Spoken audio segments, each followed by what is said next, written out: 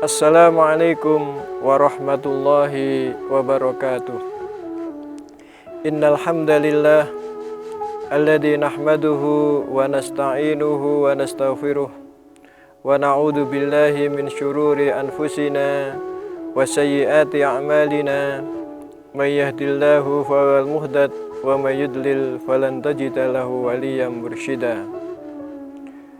Wassalatu wassalamu ala asyrafil anbiya wal mursalin Muhammadin wa ala alihi wa sahbihi ajmain. Pemirsa sahabat UBTV rahimakumullah, alhamdulillah kita bersyukur kehadirat Allah subhanahu wa ta'ala atas segala anugerah yang diberikan kepada kita, sehingga kita bisa bersilaturahim melalui acara Mutiara Iman. Mudah-mudahan silaturahim ini mendapatkan ridho dari Allah subhanahu wa ta'ala, menambah ilmu yang bermanfaat untuk hidup kita di dunia wal akhirah. Allahumma amin. Sahabat UBTV yang dirahmati oleh Allah, dalam satu kesempatan ada seorang sahabat Rasulullah Shallallahu Alaihi Wasallam yang bertanya kepada Rasulullah. Sahabat ini bernama Uqbah bin Amir. Dia mengatakan, "Qultu ya Rasulullah, man najah?" Saya bertanya kepada Rasulullah, apa itu kesuksesan? Apa itu keselamatan? Faqala Rasulullah sallallahu alaihi wasallam, "Amsik alaika lisanak wal yasaka baituk wabki ala khati'atik." Rasulullah sallallahu alaihi wasallam tidak menjawab dengan definisi keselamatan itu apa, kesuksesan itu apa. Akan tetapi Rasulullah sallallahu alaihi wasallam menunjukkan tiga kunci meraih kesuksesan dan keselamatan hidup. Tiga inilah yang nanti akan kita bahas bersama. Yang pertama, Rasulullah mengatakan, amsik alaika lisanak, jaga lisanmu. Yang kedua, wal yasa'ka baituk, jadikan rumahmu tempat yang luas, yang nyaman. Yang ketiga, wabki ala khati'atik, menangislah atas dosa-dosamu. Yang pertama, kunci kesuksesan hidup, kunci keselamatan hidup adalah menjaga lisan. Amsik alaika lisanak, jaga lisan. Hati-hati dengan lisan. Karena dalam hadis yang lain Rasulullah mengatakan ketika ditanya oleh seorang sahabat tentang hal yang paling banyak menyebabkan orang masuk neraka, Rasulullah menjawab, al-famu wal farju, lisan dan farji. Persoalan lisan saat ini, menjaga lisan saat ini adalah persoalan yang tidak ringan.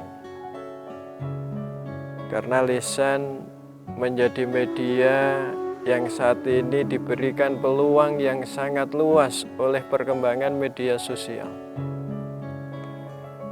Orang bisa berkomentar apa saja, orang bisa menyampaikan ide apa saja, orang bisa menulis apa saja sebagai perwakilan dari lisannya.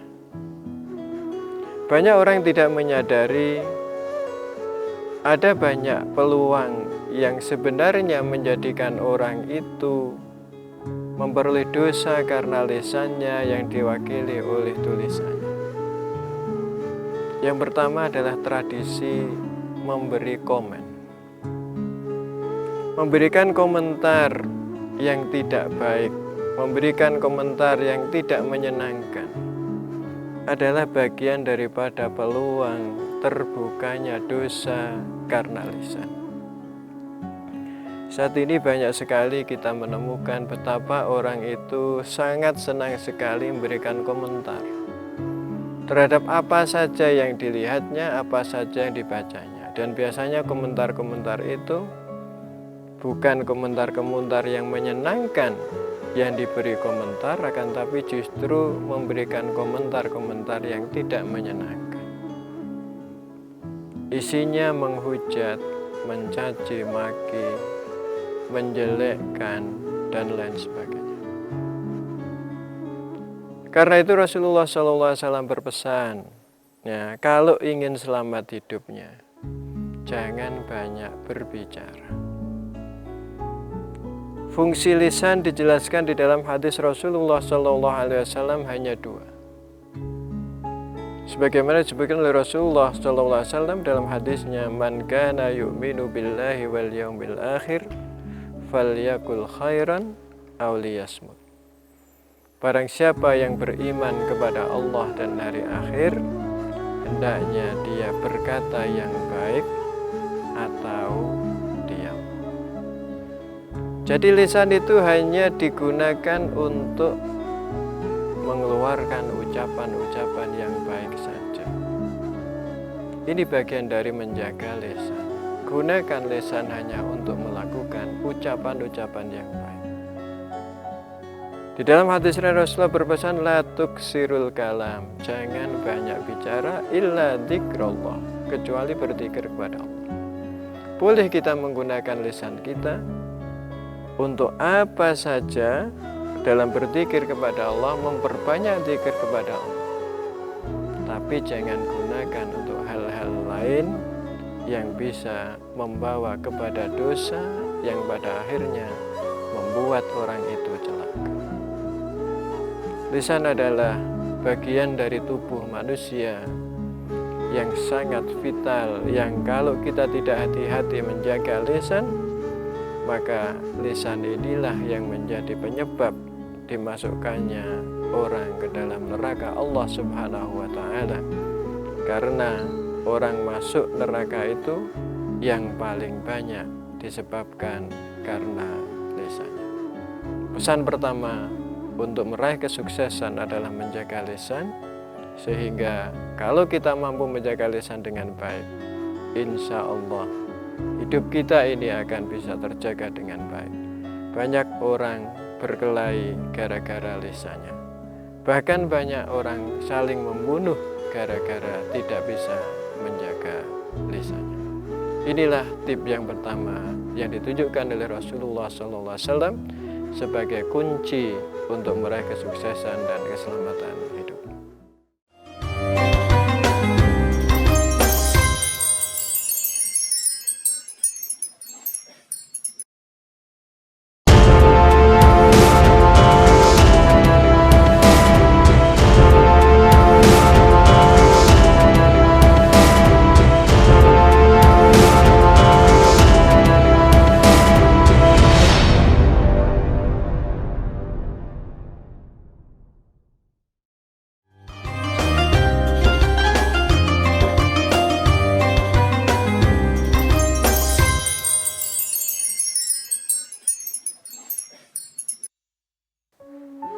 Kemudian tip yang kedua yang ditunjukkan oleh Rasulullah SAW untuk meraih kesuksesan dan keselamatan hidup adalah wal yasaka baituka, jadikan rumahmu sebagai tempat yang nyaman.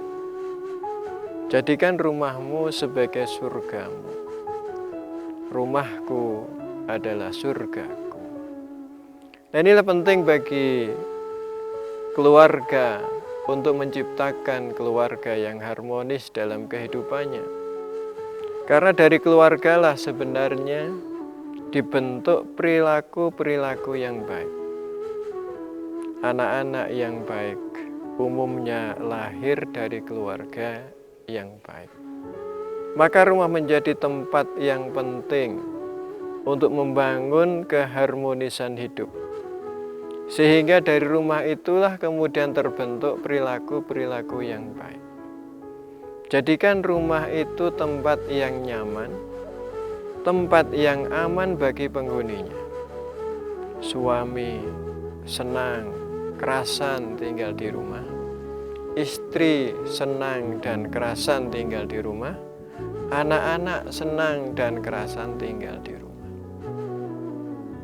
Persoalannya bukan persoalan berapa luas rumah yang kita miliki, berapa indah rumah yang kita miliki, akan tapi bagaimana kita membangun suasana menjadi suasana yang penuh kesenangan.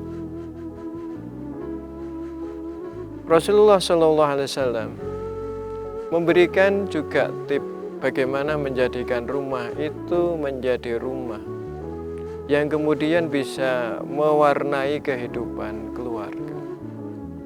Rasulullah mengatakan, la taj'alu buyutakum kuburan. Jangan jadikan rumahmu itu kayak kuburan. Tidak ada aktivitas ibadah di sana. Tidak ada dengar suara-suara lantunan zikir kepada Allah. Tidak ada terdengar di sana lantunan suara Al-Quran. Maka Rasulullah SAW membagi cara beribadah kepada Allah Subhanahu wa Ta'ala. Sebagian diperuntukkan untuk dilakukan di rumah. Maka sholat sunnah itu yang baik dilakukan di rumah, supaya rumah itu kemudian menjadi tempat yang tidak dipenuhi oleh setan. Di dalam hadis disebutkan bahwa sholat sunnah di rumah itu lebih baik daripada sholat sunnah di masjid Rasulullah SAW. Ini menggambarkan betapa agama kita ini mengatur kehidupan ini sedemikian rupa, sehingga kehidupan yang dilalui oleh orang-orang yang beriman ini bisa berjalan dengan baik. Rasulullah juga mengatakan, nawiru buyutakum bi qiraatil Qur'an. Sinari rumahmu dengan bacaan-bacaan Al-Quran. Ini juga supaya menjadikan rumah ini kemudian menjadi rumah yang penuh dengan berkah, sehingga penghuninya disinari dengan cahaya-cahaya Allah Subhanahu wa Ta'ala, sehingga rumah itu dipenuhi oleh dukungan-dukungan malaikat, bukan dipenuhi oleh godaan-godaan setan yang kemudian bisa jadi menjadi peretak hubungan antara penghuni-penghuni di rumah itu. Nah, ini penting bagi kita semua untuk menjadikan rumah itu menjadi tempat yang nyaman, sehingga dari situlah terdidik para keluarga yang mengikuti aturan-aturan ditetapkan oleh Allah Subhanahu wa Ta'ala, mengikuti petunjuk Rasulullah SAW. Rumah tidak hanya menjadi hiasan, akan tapi rumah menjadi tempat mendidik, tempat untuk mempersiapkan generasi-generasi masa depan, tempat untuk mengukir kebahagiaan hidup. Banyak orang rumahnya luas, akan tapi lebih senang tinggal di luar rumah. Banyak orang memiliki rumah yang mewah, akan tetapi tidak nyaman tinggal di rumah. Nah, inilah harmonisasi hubungan antar keluarga di rumah harus selalu dibangun, supaya rumah itu menjadi tempat yang nyaman, menjadi tempat yang aman, sehingga bisa mengantarkan anggota keluarga menjadi anggota keluarga yang bisa menyelamatkan diri dari siksa Allah, meraih kesuksesan hidup di dunia wal akhirah. Wal yasa'ka baituka, jadikan rumahmu sebagai tempat yang nyaman, yang aman, yang kemudian bisa mengantar Anda semua mencapai kebahagiaan, mencapai keselamatan, dan mencapai kesuksesan hidup di dunia wal akhirah.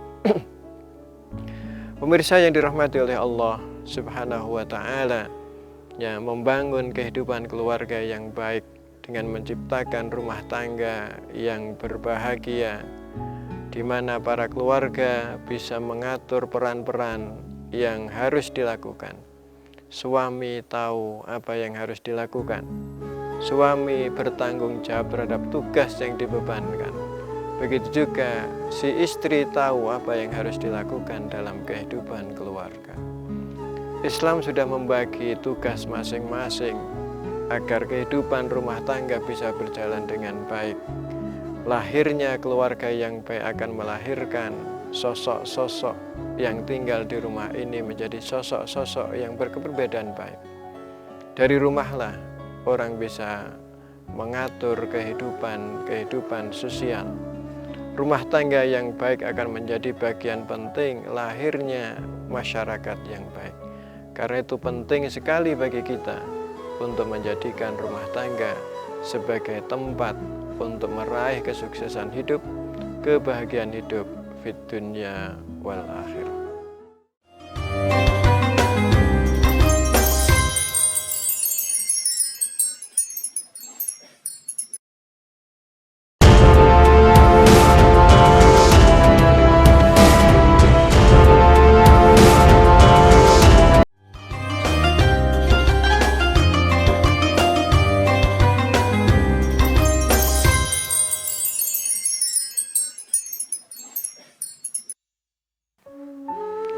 Kemudian tip yang ketiga yang ditujukan oleh Rasulullah SAW adalah wabki ala khati'atik. Menangislah atas dosa-dosamu. Mengapa orang harus menyesali dosa? Karena dosa sebenarnya ibarat penyakit dalam tubuh manusia. Dosalah yang menjadikan kehidupan ini menjadi susah. Dosalah yang menjadikan pikiran menjadi galau. Dosalah yang menjadikan hati menjadi tidak tenang. Karena itulah ketika orang beriman melakukan dosa, maka Rasulullah SAW menganjurkan agar segera menyesali dosa itu, kemudian bertaubat kepada Allah Subhanahu wa Ta'ala. Dengan bertaubat kepada Allah, dosa-dosa akan hilang. Dari situlah kebahagiaan, kesuksesan, dan keselamatan hidup bisa dilalui. Orang yang tidak pernah berpikir tentang dosanya akan terbuai oleh dosa itu sehingga kemudian menjauhkan diri dari jalan yang benar, jauh dari Shirathul Mustaqim. Padahal hidup yang jauh dari Shirathul Mustaqim bukan menjadikan orang itu tambah bahagia, akan tetapi menambah kerumitan hidup. Dosa adalah sumber kerumitan hidup manusia. Dari dosalah orang ini merasa dirinya tidak bahagia, selalu gelisah. Dari dosalah orang ini semakin jauh interaksinya dengan sesama. Dari dosa inilah orang semakin jauh hubungannya dengan Allah Subhanahu wa Ta'ala. Menjauh dari Allah bukan menambah kebaikan bagi manusia. Menjauh dari Allah menjadi penyebab susahnya menjalani kehidupan di dunia. Allah Subhanahu wa Ta'ala menjelaskan di dalam Al-Quran. Allah berfirman, "Wa man a'rada an dzikri fa inna lahu ma'isyatan dhanka wa nahsyuruhu yaumal qiyamati a'ma." Barang siapa yang berpaling dari mengingatku, maka baginya adalah kehidupan yang susah, dan di akhirat nanti akan dikumpulkan dalam keadaan buta. Lalu dia bertanya, Rabbi lima khalaqtani a'ma wa qad kuntu basira. Wahai Tuhan, kenapa kau ciptakan aku saat ini buta, padahal dulu aku tidak buta? Allah menjawab, kadzalika atatka ayatuna fanasitaha fakadzalikal yauma tunsa. Ini adalah akibat ketika datang tanda-tanda kebesaran kami, ayat-ayat kami, kau mendustakan, kau melupakan ayat-ayat itu. Fakadzalikal yauma tunsa. Karena itu hari ini kamu dilupakan. Banyak orang tidak menyadari bahwa semakin jauh dia dari Allah, semakin banyak dosa yang dilakukan, semakin susah menjalani kehidupan. Orang merasa bahwa kelihatannya nyaman ketika orang tidak sholat, ketika orang tidak puasa. Tapi sebenarnya dampak buruknya, orang itu akan justru mengalami kesulitan hidup. Karena dia lupa dari Allah Subhanahu wa Ta'ala yang menciptakan dirinya. Orang yang lupa kepada Allah akan dilupakan oleh Allah. Orang yang dilupakan oleh Allah ditelantarkan hidupnya oleh Allah. Tidak ada yang menjadi supporter hidupnya.